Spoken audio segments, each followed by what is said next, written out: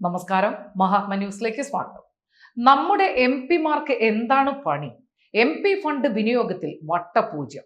തെരഞ്ഞെടുപ്പ് കാലത്ത് വോട്ടർമാർക്ക് മുമ്പിൽ വിളമ്പുന്ന മോഹന വാഗ്ദാനങ്ങൾ കണ്ടും കേട്ടും മടുത്തിരിക്കുന്നു ജനങ്ങൾക്ക്.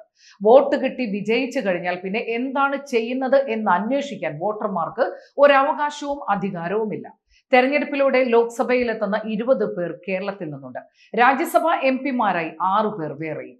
കഴിഞ്ഞ സാമ്പത്തിക വർഷത്തിലെ MP ഫണ്ട് വിനിയോഗത്തിന്റെ കണക്കുകൾ പുറത്തു വരുമ്പോൾ ജനപ്രതിനിധികൾ വോട്ടർമാർക്ക് വേണ്ടി എന്താണ് ചെയ്യുന്നത് എന്ന് ഒരു പിടിയും കിട്ടാത്ത ചോദ്യമായി അവശേഷിക്കുകയാണ്.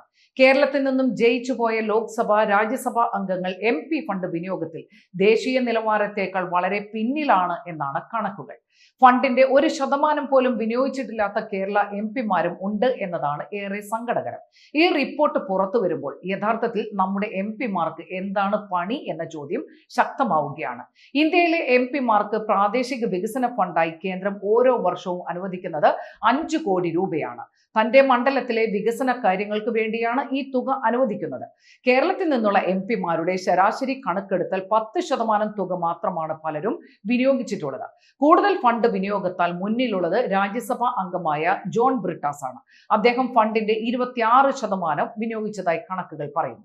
ലോക്സഭാ അംഗമായ MK രാഘവൻ, ET മുഹമ്മദ് ബഷീർ തുടങ്ങിയവർ 1% പോലും തുക വിനിയോഗിച്ചിട്ടില്ല.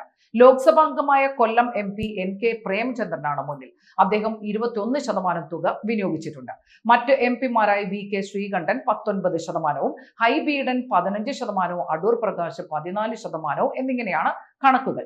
തൃശൂർ MP-യും കേന്ദ്രമന്ത്രിയുമായ സുരേഷ് ഗോപി ഇതുവരെ ചെലവഴിച്ചത് 6% തുക മാത്രമാണ്.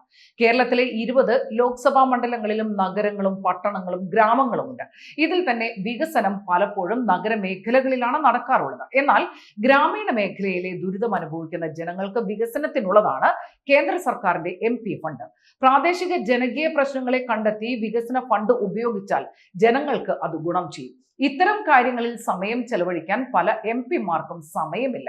ജയിച്ചു പോയതിന്റെ പേരിലുള്ള നാടമുറിക്കലിനാണ് ഭൂരിഭാഗം MP-മാരും സമയം കണ്ടെത്തുന്നത്. ഈ MP-മാർക്ക് ഒരു തടസ്സവുമില്ലാതെ ലഭ്യമാകുന്ന ഫണ്ട് കുടിശ്ശികയില്ലാതെ വിനിയോഗിക്കാൻ എന്തുകൊണ്ട് കഴിയുന്നില്ല?